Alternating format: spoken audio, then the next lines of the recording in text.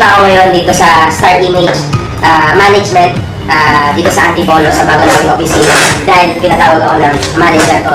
Kaya nandito tayo ngayon, pinatawag namin kayo ni Vince dito sa office. Nagkaroon tayo ng emergency meeting because first, as an artist of Star Image, MG,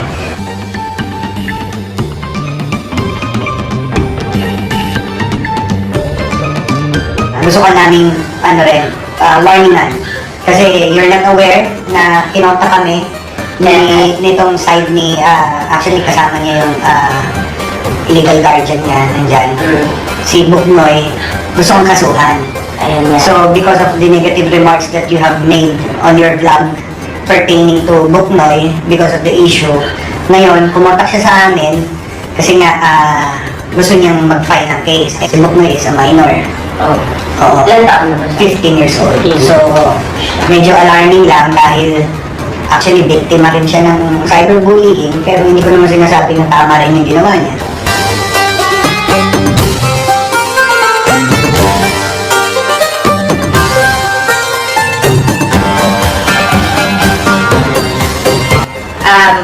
Ito, kasi Buknoy, para sa akin, no, mali talaga yung ginawa mo.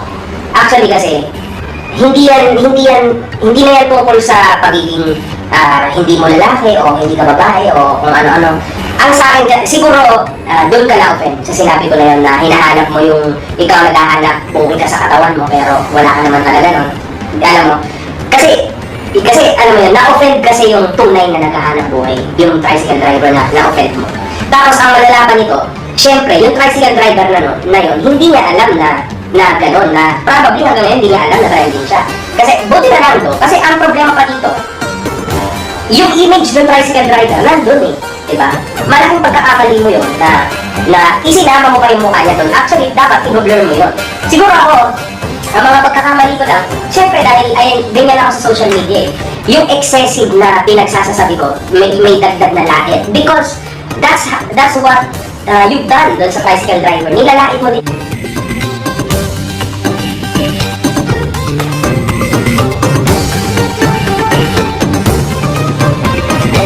So yung naman ako nila dun sa video.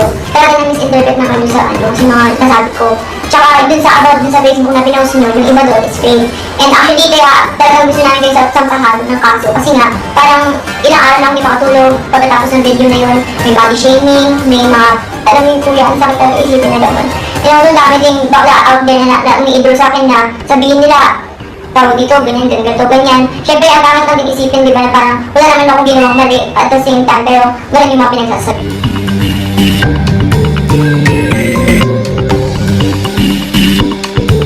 At kasi kuya, kung hindi ka mag-educate ng tao, pwede mo siyang i-private message eh. Hindi yung ipapayaan mo na through social media kasi alam mo yung feeling na marami mag-message sa'yo, tingnan mo yung message na pagbago, tama na, kailangan mamatay ka na. Parang wala ko na sinabi na mamatay na ako, pero maraming tao na gustong maging paano, namamatay na lang ako kasi the more na nakikita nila na hate mo ako, the more na binibigyan mo sila ng na chance na i-brag daw nila ako.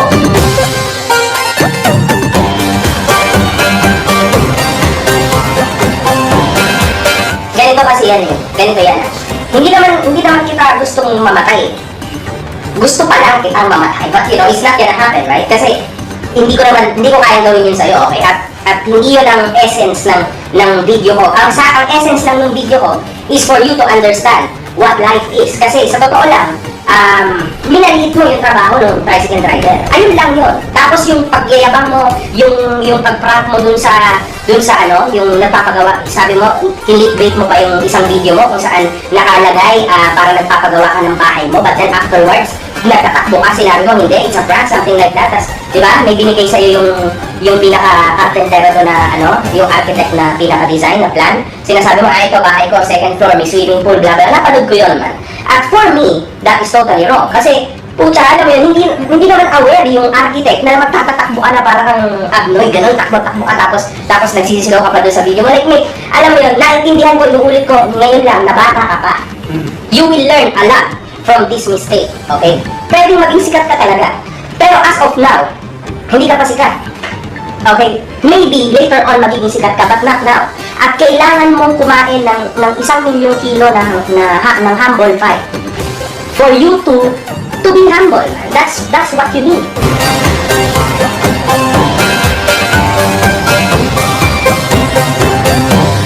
Actually, nagulat, that's why we invited Noy, and we're thankful na pinagbigyan niya kasi sabi niya talagang willing na silang magsama kasi yung family niya rin, yung mga kumupot sa kanya, talagang nasaktan.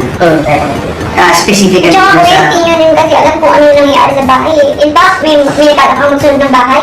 And kagabi, bago ko matulog, may nagsabi sa akin na, uy, may tao sa labas, inabruto. And then yung mga letter na yun, puro death threats. Tapos nagugulat ako, ba't kaya nila akong ginamit ito? And then sabi nila, iisip ko, dahil deep siguro kayo makagago. Dahil isa siya sa mga nagsasabi sa mga tao na, yun nga na parang isa ka sa mga nag-i-influence na, mag-influence sa mga tao na ini-influence mo sila na mas lalo akong i-down.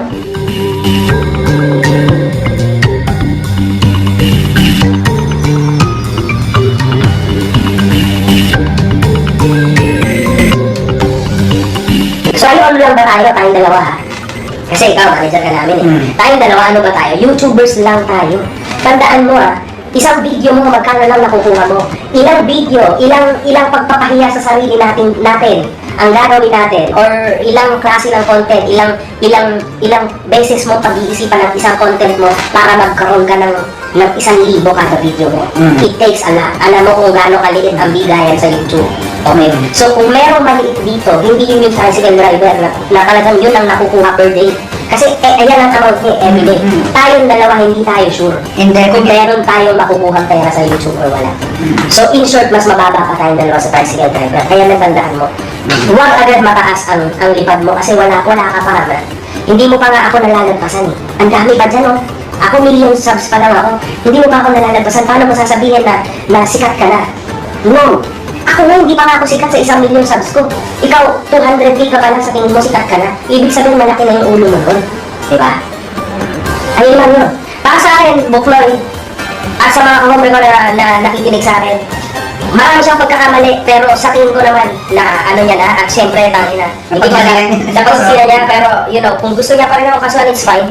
Kasi ganyan talaga. Pwede man akong humarap sa kanya sa court or kung ano man.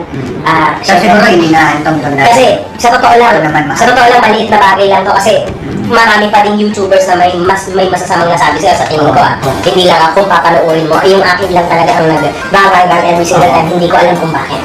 Pero, ayun lang. Pero ako, on behalf of Makagago, bilang manager ng Makagago, humingi ako ng pasensya sa'yo dahil na sa mga yung reaction niya.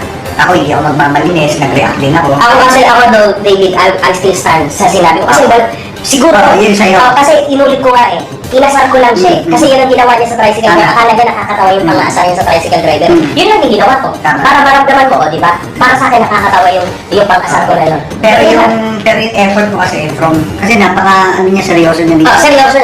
So, kasi parehas kayong dumayo eh. Biruin mo Antipolo to, galing ng San Pablo, siya galing Pampanga.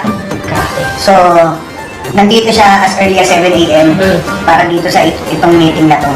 At naghintay talaga siya sa'yo to clear everything, pati yung point yung side niya. Parang nangingi na rin siya ng opportunity sa gagawin na sa itong vlog mo siguro na to, makakuha siya ng opportunity kung explain niya yung side niya. Yan lang. Okay. Sige, siguro, ito. Pwede kang, bahala ka. Go. Bigyan kita konti. Sa mga viewers ni Makagago, ano yung kwento mo? Very briefly. Very briefly, sige. Chat ko nang nagagalit sa akin dyan. Hanggang ngayon, gusto ko lamang aminin na mali po ako sa lahat ng ginawa ko. And gusto ko lang din po sana mag-sorry sa lahat ng mga nasaktan, natapakan. Siyempre, na-feel down na dahil sa mga sinabi ko dun sa video na yun. And gusto ko lamang din sana humingi ng kapatawaran sa lahat. And then, a second chance para kahit pa paano, maging lesson para sa akin to. And also, gusto ko lang din sana mag-sorry sa lahat ng taong hindi alam yung totoo at kung hindi nila alam yung totoo at hindi. Sa mga kumakalat pa rin na fake statements, fake tweets, fake news, sana huwag na lang tayo maniwala. And inaamin ko po na sobrang mali ako sa nagawa ko. And isang napaka-sorry talaga sa lahat ng taong nasaktan. And ayun. Sa mga tricycle drivers, kasi sila ang unang-unang nasaktan dyan. Baka naupakan ka pa ng mga tricycle driver kapag ka nakilala. Sa mga tricycle drivers. Sa mga tricycle drivers dyan na na-offend, nainis, at na tapakan din. Gusto ko lang din mag-sorry sa inyo. And then gusto ko lang din sana sabihin na naninawagan ako na malangan na pagiging tricycle driver. At next time, hindi ko na maliliitin yung mga trabaho na kung sino man. Dahil mag-iingat na ako sa susunod sa mga sabihin ko. At syempre bilang minority edad na bata na nangangarap lang na maging vlogger, sana mapatawad niyo ako. And humingi din ako ng respeto sa lahat ng mga natin. Okay. So, since sinabi mo na minor na edad ka, bata ka, ang advice namin sa'yo, dahil social media influencer ka, nandun yung pangalan na influencer, you need to influence your viewers, yung mga fans mo na sumusuporta sa vlog mo, na ang matutunan nila sa'yo, mga kabutihan. Lalo na yung mga viewers ko, probably kaedad mo lang yung mga Oo. Ang kabutihan lang, hindi yung makikita yung may mga ganun ka kasi pwedeng gayahin. So, ganun ang responsibility kasi ng pagiging. Medyo ano siya may pagkapilya siya sa mga vlogs. Oo. Kita ko yan kita ko yung... Actually, kasama niya siguro sa content niya, medyo... Parang ako aggressive ako. Oo. Siya, makulit na pilya talaga, alam mo yun.